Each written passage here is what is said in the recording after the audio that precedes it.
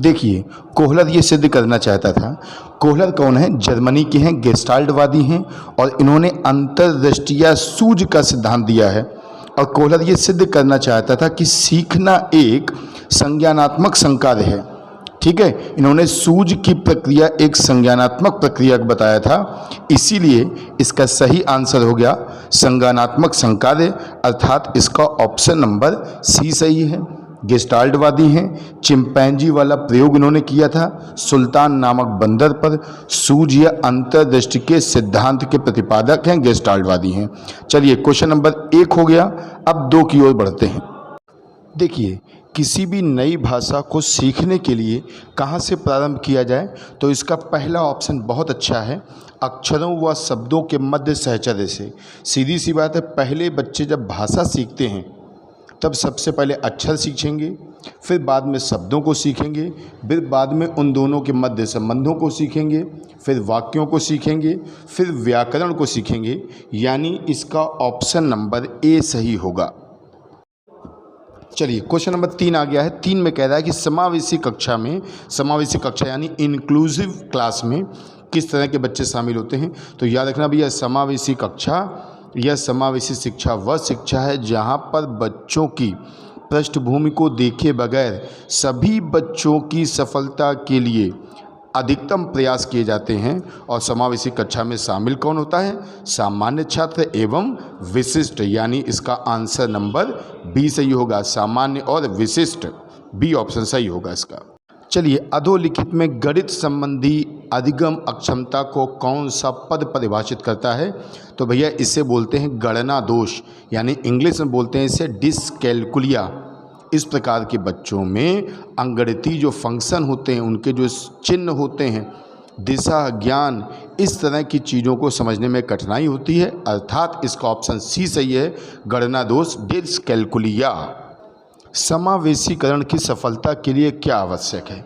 समझिएगा, समावेशीकरण का मतलब है समावेशी शिक्षा, ऐसी कक्षा जिसमें सामान्य और विशिष्ट बालक दोनों साथ साथ पढ़ें। और विशिष्ट बालक में कौन होंगे? मंदबुद्धि, सृजनात्मक, अपराधी बालक, क्रिएटिव, विकलांग या दिव्यांग, वंचित, पिछड़े। तो ऐसे बच्चों के लिए सबसे महत्वपूर्ण चीज़ है आपके अंदर सेंसिटिविटी होनी चाहिए, यानी संवेदनशीलता होनी चाहिए। इसका ऑप्शन नंबर डी है।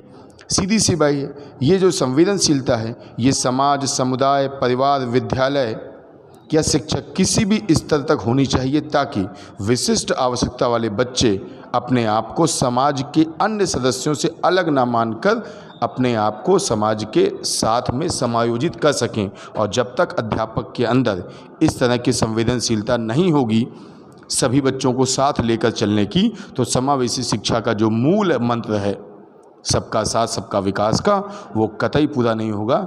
यानी समावेशीकरण की सफलता के लिए आवश्यक है संवेदनशीलता। इसका ऑप्शन नंबर डी सही है। क्वेश्चन नंबर 5 हो गया है। अब बात करते हैं क्वेश्चन नंबर 6 की। निम्नलिखित में से कौन सा संवेग का तत्व नहीं है? पहले समझिएगा, जब भी संवेग उत्पन्न होता है तो किसी भी प्राणी में 2 तरह के जो है परिवर्तन होते हैं। एक तो शारीरिक स्तर, यानी तेज़ तेज़ बोलना, चिल्लाना, आँखों की पुतलियाँ फैल जाना, धड़कनें बढ़ जाना, गुस्से में आँखें लाल हो जाना, है ना, ब्लड प्रेशर बढ़ जाना, कभी कभी आवाज़ का लेवल बदल जाता है। तो ये एक शारीरिक परिवर्तन होता है।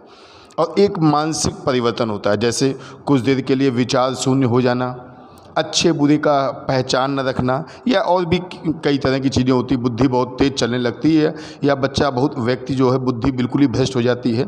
तो संवेग के तत्व में व्यवहारात्मक, दैहिक, दैहिक का मतलब भैया शरीर, और संज्ञानात्मक तीनों होते हैं। लेकिन संवेदी से इसका कोई मतलब नहीं। संवेदी क्रियाओं पर, जो हमारी सेंसरी जो फंक्शन है, उनका संवेग पर कोई प्रभाव नहीं पड़ता है। प्रत्यक्ष प्रभाव नहीं है, अप्रत्यक्ष तो पड़ सकता है। तो इसका आंसर डी होगा, संवेदी। क्वेश्चन नंबर 6 हो गए। बात करेंगे क्वेश्चन नंबर 7 की। क्वेश्चन नंबर 7 में आ गए हैं, संज्ञानात्मक क्षेत्र का सही क्रम क्या है? तो भैया इसका सही क्रम है डी वाला। कैसे है, इसको हमने बाकायदा लिख के आपको दिखाया है। चलिए उस पर निगाह मारते हैं हम लोग। देखिए, बेंजामिन जो ब्लूम हैं, उन्होंने शैक्षिक मूल्यांकन को 3 भागों में बांटा। संज्ञानात्मक यानी कॉग्निटिव, भावनात्मक यानी इमोशनल, और तीसरा गतिक कौशल या इसको साइकोमोटर या मनोगतिक कहते हैं। इस क्वेश्चन में कहा था संज्ञानात्मक क्षेत्र का सही क्रम क्या है, तो मैंने आपको तीनों का सही क्रम बता दिया है। तो संज्ञानात्मक पक्ष की बात करें तो सबसे पहले ज्ञान आता है, फिर बोध या अवबोध आता है, फिर अनुप्रयोग आता है, फिर विश्लेषण यानी एनालिसिस आता है, फिर 5वें नंबर पे संश्लेषण यानी सिंथेसिस आता है, 6ठे नंबर पे मूल्यांकन एवोल्यूशन आता है। ध्यान रखिएगा, एक बहुत ध्यान रखने वाली बात है, संज्ञानात्मक और भावात्मक पक्ष इनका क्रम निश्चित है, ध्यान रखना निश्चित क्रम है। लेकिन ये गतिक कौशल, ये साइकोमोटर है, इसका क्रम जो है क्रम नहीं है, आप किसी भी क्रम से याद कर सकते हैं, ठीक है। तो इसका आंसर हो जाएगा, आप अपने हिसाब से देख लीजिएगा, ऑप्शन नंबर इसका था डी वाला। ओके, देखिए अच्छे शिक्षण की कौन सी विशेषता नहीं है, तो इसका ऑप्शन नंबर ए सही होगा, स्वेच्छाचारी। ठीक है भैया, स्वेच्छाचारी जो है ये अच्छा वातावरण की निशानी नहीं है। अगर हमें अच्छा शिक्षण करना है, प्रभावशाली शिक्षण करना है, तो हमें क्या करना पड़ेगा, जो शिक्षा का वातावरण है वो जनतांत्रिक होगा, सहानुभूतिपूर्ण होना चाहिए, सहयोगात्मक होना चाहिए, आनंद देने वाला होना चाहिए, वांछनीय सूचनाएं देने वाला होना चाहिए। लेकिन स्वेच्छाचारी या हिटलर शाही ये नहीं होना चाहिए, ठीक है। तो इसका ऑप्शन नंबर ए सही है, स्वेच्छाचारी। देखिए ये जो प्रत्याशा सिद्धांत है अभिप्रेरणा में, ये विक्टर ब्लूम का है और ये 1964 में प्रतिपादित किया गया था, यानी आंसर हो गया इसका ए। ये सिद्धांत जो है ये अभिप्रेरणा, उसका जो कार्य संतुष्टि है, उस पे उसका जो निष्पादन का स्तर है, परफॉर्मिंग लेवल है, उसकी परिभाषा देता है। ये कहता है कि व्यक्ति अपने कार्य का चयन जो है वो स्वयं करता है और सभी व्यक्ति जो हैं अपने उद्देश्य, अपनी आवश्यकताओं, अपने मूल्यों, अपनी कुशलताओं के संबंध में सतर्क रहते हैं और रहना चाहिए। इसी के अनुसार उनके शरीर में अभिप्रेरणा यानी मोटिवेशन का जन्म होता है। तो इसका आंसर हो जाएगा ए। देखिए अग्रिम व्यवस्थापक प्रतिमान किस परिवार से संबंधित है, इसको आप समझिएगा। एक जोयस हैं और एक मार्सवेल हैं। जोयस और मार्सवेल इन्होंने अपनी जो बुक बनाई है, बुक निकाली है, उसका नाम है मॉडल्स ऑफ टीचिंग। उसमें शिक्षण प्रतिमान को 4 भागों में बांटा है। हम आपको बाकायदा इसमें बता दे रहे हैं, लेकिन फ़िलहाल आप समझ लीजिएगा, इसका आंसर नंबर सी सही है। कैसे वो आप देख सकते। तो चलिए आंसर देखिए, यहाँ पे आप देखेंगे कि जोयस और मार्सवेल ने अपनी जो बुक है मॉडल ऑफ टीचिंग में शिक्षण के 4 प्रतिमान बताए हैं। आप ध्यान दीजिए, नंबर 1 में लिखा है अंतःक्रिया, नंबर 2 पे लिखा है सूचना प्रक्रिया, नंबर 3 में है व्यक्तिगत स्रोत, नंबर 4 में हमसे लिखने में कुछ मिसप्रिंट हुआ है तो हमने इसको व्यवहार परिवर्तन कर दिया है। और एक बड़ा इम्पॉर्टेंट लिखा है NCERT के अनुसार। आप ध्यान दीजिए, NCERT के अनुसार 3 नाम लिए हैं। मैं तीनों नामों को पढ़ के सुना रहा हूँ आपको। देखिए जो पहला वाला लिखा है वो लिखा है उन्नत व्यवस्थापक। ध्यान रखिएगा, ये आशुबेल का है, बहुत इंपॉर्टेंट। दूसरा है प्रच्छा शिक्षण, ये है हमारे सचमैन का या सकमैन का, ये पूरा नाम है रिचर्ड सकमैन। और तीसरा लिखा है पूर्ण अधिगम, ये ब्लूम का है। तो ये तीनों हैं। अब हम लोग अपने क्वेश्चन की ओर आते हैं। क्वेश्चन में कहा था अग्रिम व्यवस्थापक प्रतिमान किस परिवार से संबंधित है, तो आप यहाँ पर ध्यान दीजिए अग्रिम व्यवस्थापक प्रतिमान कहाँ पे है। ये देखिए सेकंड वाले में जहाँ लिखा है सूचना प्रक्रिया, उसके 5 नंबर में है अग्रिम व्यवस्थापक। यानी अग्रिम व्यवस्थापक कहाँ से है भैया, सूचना प्रक्रिया। यानी आप अपने क्वेश्चन में फिर से आइए और उस क्वेश्चन में देखिए, क्वेश्चन नंबर ऑप्शन नंबर इसका सही है सी वाला। चलिए आगे बढ़ते हैं। क्वेश्चन नंबर 11 में कह रहा है कि कौशलों के स्थानांतरण के लिए कौन सा उपयोगी है, तो इसका भैया पहला ऑप्शन सही होना चाहिए। कौशल अंतरण एक गति है ना कि उद्देश्य। देखिए कौशल क्या है, किसी भी कठिन काम को आसानी से करने की योग्यता ही क्या होती है, कौशल।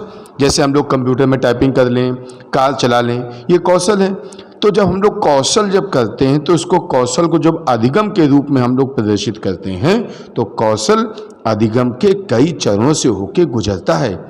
एक चरण से जब दूसरे चरण में या स्टेप में कौशल आता है तो इसे बोलते हैं कौशल अंतरण। ये जो कौशल अंतरण है ये उद्देश्य पूर्ण ना होकर स्वतः होता है। जैसे कौशल अंतरण एक आप समझो एक तरह की ये यात्रा है, ये कोई लक्ष्य या उद्देश्य नहीं है, ये जीवन भर होने वाली चीज है। अर्थात कौशल अंतरण एक गति है, एक यात्रा है, ये उद्देश्य नहीं है, ना ये कोई लक्ष्य है। तो इसका ऑप्शन नंबर सही होगा ए। ये हो गया हम लोगों के क्वेश्चन नंबर 11। अब बात करेंगे क्वेश्चन नंबर 12 की। देखिए क्वेश्चन नंबर 12 में कह रहा है कि शिक्षण का कौन सा सूत्र नहीं है।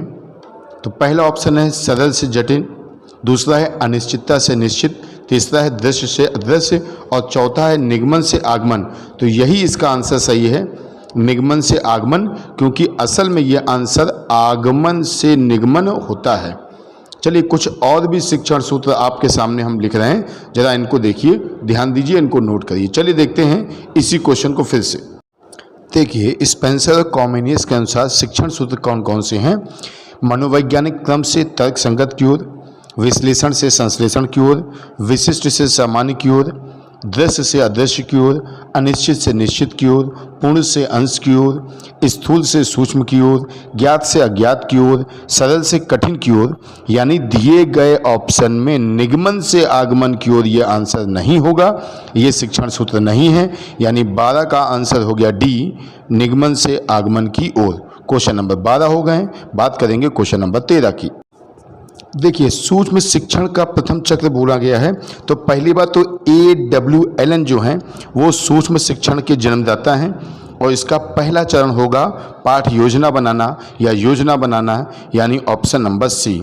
उसके बाद होता है शिक्षण, उसके बाद होता है प्रतिपुष्टि यानी फीडबैक, उसके बाद होता है नियोजन, फिर होता है पुनः शिक्षण और फिर होता है पुनः प्रतिपुष्टि। 6 चरण होते हैं सूक्ष्म शिक्षण में और सभी में 6-6 मिनट का समय होता है।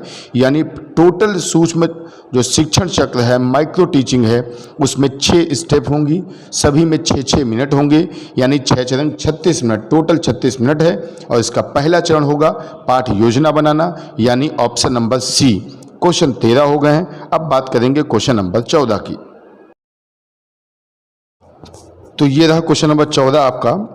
अवबोध या बोध स्तर के शिक्षण में कौन शामिल है। अब देखिए ऐसे आंसर आपको बता देंगे तो आप समझ पाएँ या नहीं समझ पाएँ, इसका हम पूरा तरीका बता देंगे। इसका आंसर नंबर डी सही होगा, अन्वेषण। अन्वेषण यानी खोज। और क्यों सही होगा ये मेरे अगले फिगर से आप समझ जाओगे। तो चलिए देखते हैं वाला फिगर। इसका ऑप्शन नंबर डी सही है। चलिए यहाँ पे आप देखेंगे कि शिक्षण के 3 स्तर हैं, मेमोरी लेवल, अवबोध स्तर और तीसरा परावर्ती स्तर।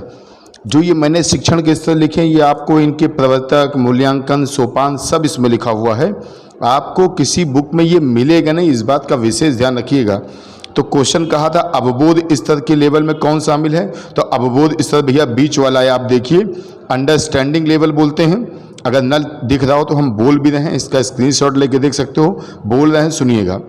जो अवबोध स्तर है इसके प्रवर्तक है हेनरी मॉरिसन और इसके जो सोपान है, स्टेप है, उसमें है अन्वेषण यानी एक्सप्लोरेशन, प्रस्तुतिकरण यानी प्रेजेंटेशन, आत्मीकरण एसिमिलेशन, व्यवस्था यानी ऑर्गेनाइजेशन और अभिव्यक्तिकरण रिएक्शन। तो पूछा था अवबोध स्तर के लेवल में कौन है, तो इसका डी ऑप्शन सही होगा, अन्वेषण। ठीक है। इसी तरह मेमोरी लेवल में क्या क्या होता है, प्रस्तावना, प्रस्तुतिकरण, स्पष्टीकरण, सामान्यीकरण और प्रयोग। आप देखोगे इन दोनों ही सोपान में क्वेश्चन, सोपान में 2 नंबर पे आप देखो दोनों में ही लिखा प्रस्तुतिकरण। ये भी क्वेश्चन एक बार पूछा जा चुका है कि कौन सा शिक्षण का जो स्तर होता है वो दोनों में कॉमन होता है। तो आप देखिए कि चाहे मेमोरी लेवल हो चाहे अवबोध स्तर, दोनों में ही प्रस्तुतिकरण कॉमन है, इस बात का विशेष ध्यान रखिएगा। देखिए क्वेश्चन नंबर 15 आ गया है, शैक्षिक सुधारों में प्रभावी विकेंद्रीकरण तभी कब संभव होगा। इसमें आपको केवल 3 ऑप्शन दिख रहे होंगे, ये 3 नहीं 4 हैं। असल में इसके ऑप्शन ऐसे हैं कि ए और बी दोनों हैं, कि ए और सी दोनों हैं, कि तीनों हैं, कि चारों हैं, इस तरह का है। तो इस बात को, पूरी बात को अच्छे से समझिएगा। देखिए शैक्षिक सुधारों में प्रभावशाली विकेंद्रीकरण कब होता है। नंबर 1 इसमें बोला जब खंड और संकुल संदर्भ केंद्रों की भागीदारी बढ़े, यानी ब्लॉक लेवल और गांव लेवल पर, जिला लेवल पर शैक्षिक संस्थाएं खुलें। बिल्कुल ठीक।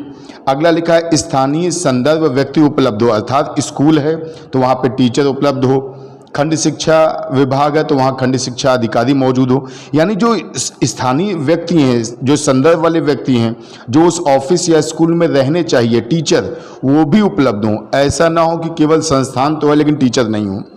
और तीसरी बात इन्होंने बोली, अध्यापकों के पास संसाधन और प्रासंगिक सामग्री मौजूद हो। बिल्कुल सही। तो भैया पहले वाला ऑप्शन में जो कह रहा है इसका मतलब स्कूल हो, बी वाले का मतलब है टीचर हो, और सी वाले का मतलब है टीचर के पास सामग्री मौजूद हो। तीनों सही हैं, तो इसके ऑप्शन नंबर तीनों सही हैं। इसके अलावा अगर और ऑप्शन होता तो हम कह सकते हैं समाज सेवी संगठन, महिला संगठन, गैर सरकारी संगठन, ग्राम समितियां, इन सब की भी प्रभावी भागीदारी होनी चाहिए, तभी शैक्षिक सुधारों में प्रभावशाली विकेंद्रीकरण होगा। यानी जो ऑप्शन नंबर ए है इसका मतलब स्कूल कॉलेजों की संख्या बढ़े, बी वाले ऑप्शन का मतलब है टीचर उपलब्ध हो, सी वाले का मतलब टीचर के पास बोर्ड, लैपटॉप या मार्कर या बेंचें या कुर्सी या ऑफिस या स्टेशनरी हो। तो इसके तीनों ऑप्शन सही हैं। तो इसका ऑप्शन नंबर हम यहाँ लिख नहीं पा रहे हैं लेकिन आप समझ जाइएगा, ए बी सी तीनों हैं। चलिए क्वेश्चन नंबर 15 हो गए, 16 की बात करते हैं। एक छात्र पढ़ रहा है, उसका नाम लेकर किसी ने बुलाया, वह किस प्रकार की संवेदना द्वारा अपनी अनुक्रिया प्रकट करेगा? भैया ज्ञानेंद्रियों के द्वारा व्यक्ति पर जो प्रभाव पड़ता है उसे संवेदना कहते हैं। अब आप किसी का नाम लेके बुलाएंगे तो सबसे पहले वो क्या बोलेगा? हाँ आ रहे हैं, या हाँ सुन लिया। यानी सबसे पहले वो अनुक्रिया जो प्रदर्शित करेगा वह ध्वनि संवेदना द्वारा प्रकट करेगा। यानी इसका आंसर नंबर सी ठीक हो गया। क्वेश्चन नंबर 16 हो गए हैं। अब बात करेंगे क्वेश्चन नंबर 17 की। देखिए हम लोग जानते हैं कि पियाजे ने जो अपना सिद्धांत संज्ञानात्मक विकास का दिया था उसमें इन्होंने विकास की 4 अवस्थाएं बताई थी। पहली अवस्था थी संवेदी पेशी अवस्था, जो कि 0 से 2 साल थी। दूसरी थी पूर्व संक्रियात्मक या प्राक, जो कि इस क्वेश्चन में पूछा गया है, जो कि प्राक वाली जो थी वो थी 2 से लेकर 7 साल तक। यानी इसका ऑप्शन नंबर सी सही होगा। तीसरी अवस्था थी मूर्त संक्रियात्मक अवस्था, जो कि 7 से 11 थी। और चौथी थी अमूर्त या अनौपचारिक संक्रियात्मक अवस्था, जो कि 11 से लेकर जहाँ तक बाल विकास का क्षेत्र वहाँ तक थी।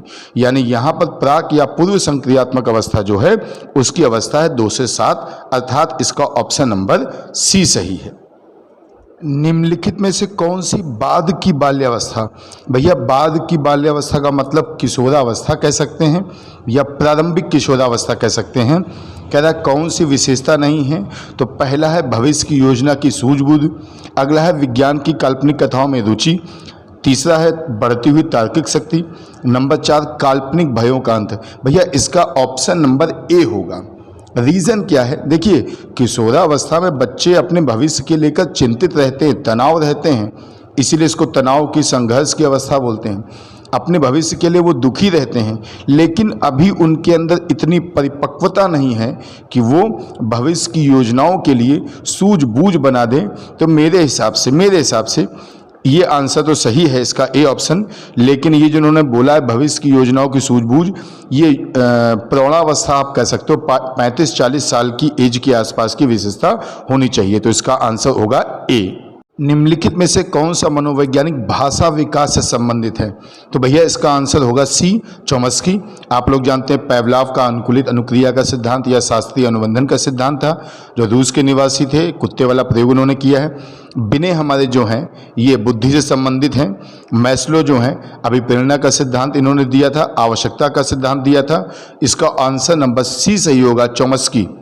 ठीक है। इनका मानना था कि प्रत्येक मानव शिशु में व्याकरण की संरचनाओं का एक अंतर्निहित एवं जन्मजात खाका होता है, या ये समझिए कि बच्चों के मन में एक तरह का सार्वभौमिक व्याकरण होता है। तो इसका ऑप्शन नंबर डी सही है, सी सही है, नॉम चॉम्स्की। देखिए थॉर्नडाइक ने अपने सिद्धांत को किस शीर्षक से सिद्ध किया है? तो इसका ऑप्शन बी वाला सही होगा, अधिगम का प्रयास एवं भूल, यानी एरर एंड ट्रायल वाला। आपको याद होगा कि जो हमारे थॉर्नडाइक महोदय हैं ये प्रथम शिक्षा मनोवैज्ञानी माने जाते हैं। इन्होंने मछली वाला प्रयोग किया था। इन्होंने जो सिद्धांत दिया था इसी को उद्दीपक अनुक्रिया सिद्धांत या SR थ्योरी भी कहते हैं। इन्होंने ही कहा कि सीखने के लिए मेन चीज़ होती है वो है पुनर्वलन। ठीक है, तो इनके सिद्धांत का नाम है अधिगम के प्रयास एवं भूल का सिद्धांत। आपको याद होगा ये थॉर्नडाइक वही हैं जिन्होंने सीखने के 3 मुख्य नियम और 5 गौड़ नियम दिए थे। तो ये फिलहाल जो ऑप्शन है, क्वेश्चन है, इसका ऑप्शन नंबर बी सही है, अधिगम का प्रयास एवं भूल या एरर एंड ट्रायल मेथड। गिरोह अवस्था, थोड़ा लिखने में मिसप्रिंट है, देख लीजिएगा आप लोग। गिरोह अवस्था किस आयु वर्ग एवं विलंब विकास से संबंधित है? तो भैया इसका ऑप्शन नंबर सी ठीक होगा। जो 8 से 10 वर्ष के बालक होते हैं ना, उनमें अपने समूह का सक्रिय सदस्य बनने की बड़ी क्षमता होती है, और ये जो क्षमता है ये किशोरावस्था में अपने चरम पे पहुंच जाती है। उस समय उनके अंदर समूह की भावना, ग्रुप लॉयल्टी, वीर पूजा जैसी कई भावनाएं होती हैं। तो ये जो गिरोह अवस्था है ये एक तरह की सामाजिकरण की अवस्था है। तो इस क्वेश्चन का ऑप्शन नंबर सी सही है, 8 से 10 वर्ष एवं सामाजिकरण। ठीक है, तो ऑप्शन नंबर सी सही है इसका। पियाजे के अनुसार संज्ञानात्मक विकास की तीसरी अवस्था कौन सी है? तो अभी कुछ देर पहले भी जब क्वेश्चन नंबर 17 आया था उसमें बताया था, तो फिर देख लीजिए। पहली अवस्था होती है संवेदी गामक अवस्था, जो कि इसमें डी नंबर पे है। दूसरी अवस्था होती है बी वाली पूर्व संक्रियात्मक अवस्था, और आप ध्यान दें इसमें जो पूछा तीसरी अवस्था कौन सी है, तो तीसरी अवस्था होती मूर्त संक्रियात्मक अवस्था, जो कि होती है 7 से 11 साल। यानी यहाँ पे ऑप्शन नंबर बी सही है, पूर्व संक्रियात्मक अवस्था, यानी ऑप्शन नंबर सी सही है। ठीक है भाई, इसके विषय में हम पहले भी बता चुके हैं, और मोस्टली लोगों को मालूम होता है कि पहली अवस्था 0 से 2 है, फिर दूसरी अवस्था 2 से 7 है, तीसरी 7 से 11 है, और चौथी 11 से लेकर डैश डैश वहाँ तक जहाँ तक बाल विकास का क्षेत्र है। तो इसका ऑप्शन नंबर सी सही है। निम्नलिखित में से अधिगम में योगदान देने वाले मनोवैज्ञानिक कारकों में से कौन सा शामिल नहीं है? तो भैया इसका ऑप्शन होना चाहिए डी, विषय वस्तु का स्वरूप। ये कोई मनोवैज्ञानिक कारक नहीं है भाई, ध्यान रखिएगा। मनोवैज्ञानिक कारक क्या होते हैं? जैसे अधिगम की इच्छा, प्रेरणा, रुचि, बुद्धि, अभिवृत्ति, परिपक्वता, व्यक्तिगत भिन्नता, ये सब मनोवैज्ञानिक कारक हैं। ठीक है भाई, तो इसका ऑप्शन नंबर डी ठीक होगा, विषय वस्तु का स्वरूप। ये कोई मनोवैज्ञानिक कारक नहीं है। निम्न में से सामाजिक मूल्य कौन सा है? सामाजिक मूल्य का मतलब होता है किसी के प्रति सहानुभूति, प्रेम, दया, किसी की हेल्प करना, ग्रुप चर्चा करना, ये सारी चीज़ें सामाजिक मूल्य होती हैं। तो यहाँ पे देखिए, सहायतापरक व्यवहार, सहायतापरक व्यवहार करना, किसी के साथ दया दिखाना है, सहानुभूति दिखाना है, कोऑपरेशन करना है, सिंपैथी दिखाना है, सहानुभूति दिखाना, ये सभी आते हैं। तो ये सामाजिक मूल्य कौन सा होगा भैया? सहायतापरक व्यवहार। इसके विषय में आपको और कुछ बता रहे हैं, इसी वीडियो में देखिए राष्ट्रीय शैक्षिक अनुसंधान एवं प्रशिक्षण परिषद की बुक है जिसका नाम है documents of social, moral and spiritual value in education. इसमें कुल 83 तरह के नैतिक, सामाजिक एवं आध्यात्मिक मूल्यों की चर्चा की गई है, जैसे दोस्ती करना, जैसे सामाजिक उत्तरदायित्व, समाजवाद, भाईचारा, टीम भावना, कर्तव्य भावना, सहानुभूति दिखाना, लोगों से सहयोग करना, समाज सेवा करना, ये सारी चीज़ें दिखाई हैं। तो इस हिसाब से ऑप्शन नंबर इसका ए सही होगा। क्वेश्चन 24 हो चुके हैं, 25वें क्वेश्चन की ओर हम लोग बढ़ रहे हैं। तो क्वेश्चन नंबर 25 में हम लोग आ गए हैं। पश्च अन्वेषण एवं साधन साध्य विश्लेषण निम्नलिखित में से किसका उदाहरण है? तो इसका आंसर नंबर ए सही होगा, स्वतः शोध। क्या होता है, इस विधि में व्यक्ति जो समस्या है ना उसका समाधान करने के लिए सभी जो चारों ऑप्शन दिए हैं उनको नहीं देखेगा, केवल उन्हीं ऑप्शनों का चयन करेगा जो उसकी समस्या से मिलते जुलते होते हैं। पश्च अन्वेषण और साधन साध्य अन्वेषण इसकी 2 प्रमुख विधियां हैं, यानी इसका ऑप्शन नंबर ए सही होगा।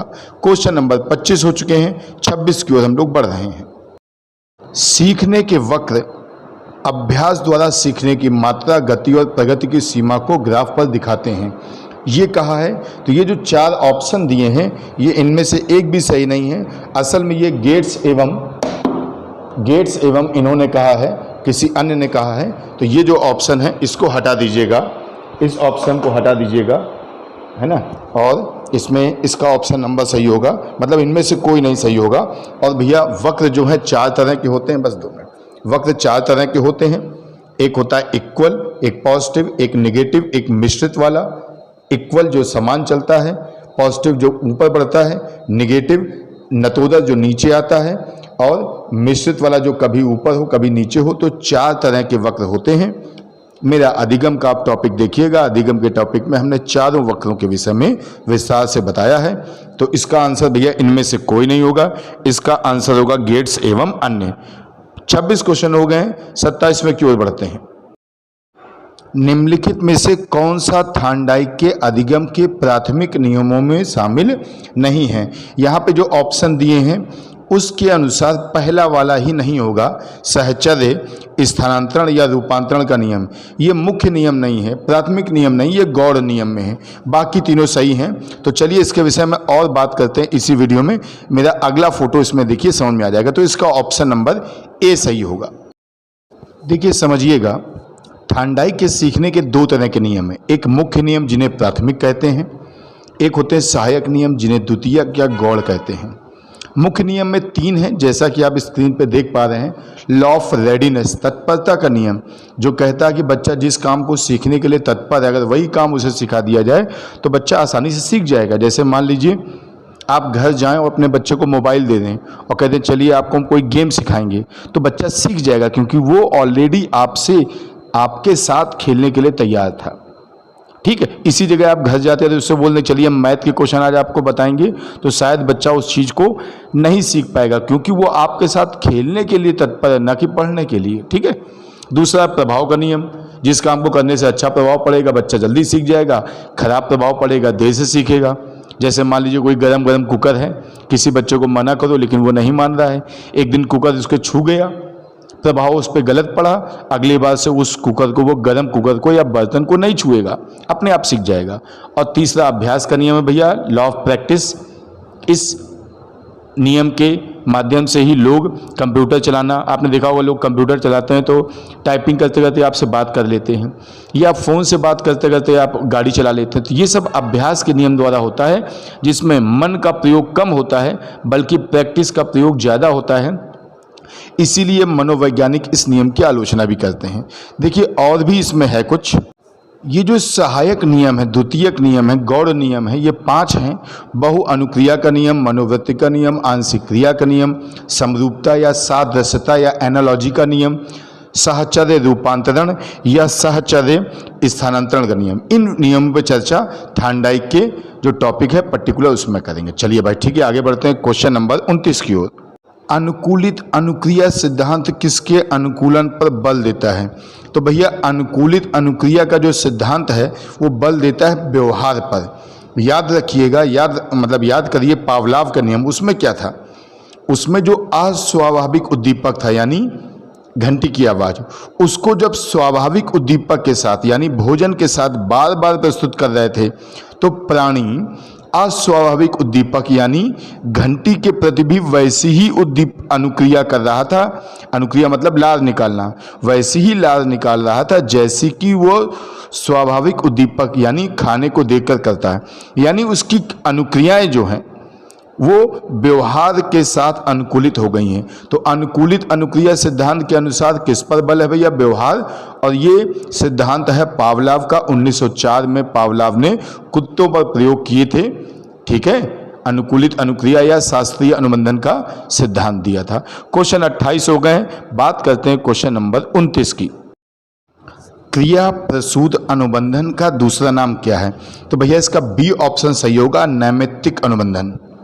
ठीक है भाई, होता क्या है, जो अधिगम करता है ना उसका पुनर्बलन के लिए जो अनुबंधन होता है वो एक निमित्त होने के कारण, निमित्त यानी निश्चित होने के कारण इसे बोलते हैं नैमित्तिक। कहीं कहीं इसको यांत्रिक या कहीं कहीं इसको साधनात्मक अनुबंधन का नाम भी दिया जाता है। यानी क्रिया प्रसूत अनुबंधन के बहुत सारे नाम हैं। यानी क्रिया प्रसूत अनुबंधन सिद्धांत को नैमित्तिक अनुबंधन सिद्धांत या यांत्रिक अनुबंधन सिद्धांत या साधनात्मक अनुबंधन सिद्धांत के नाम से भी जान जाते हैं। तो ऑप्शन नंबर इसका सही है बी वाला। निम्नलिखित में से अधिगम की कौन एक विशेषता नहीं है? अधिगम का अवलोकन प्रत्यक्ष रूप से किया जा सकता है। बिल्कुल गलत। अधिगम व्यवहार में अपेक्षाकृत स्थायी परिवर्तन है। बिल्कुल सही। मेरे अधिगम के वीडियो में मैंने स्पेशली कहा है कि प्रैक्टिस, एक्सपीरियंस एंड ट्रेनिंग के उपरांत होने वाले स्थायी परिवर्तन को ही अधिगम बोलते हैं। सी ऑप्शन है अधिगम प्राणी की अभिवृद्धि है, बिल्कुल सही है। अधिगम एक लक्ष्योन्मुखी प्रक्रिया है। लक्ष्योन्मुखी प्रक्रिया का मतलब अधिगम जब भी हम करते हैं एक लक्ष्य के प्रति करते हैं। जैसे मान लो हमें अधिगम करना है क्या, कार सीखना है, तो कार चलाना सीखना है, तो हमारा लक्ष्य क्या है, कार चलाना सीखना है, यानी लक्ष्योन्मुखी प्रक्रिया है। इसका ऑप्शन नंबर ए गलत है, तो ए में टिक करते हैं।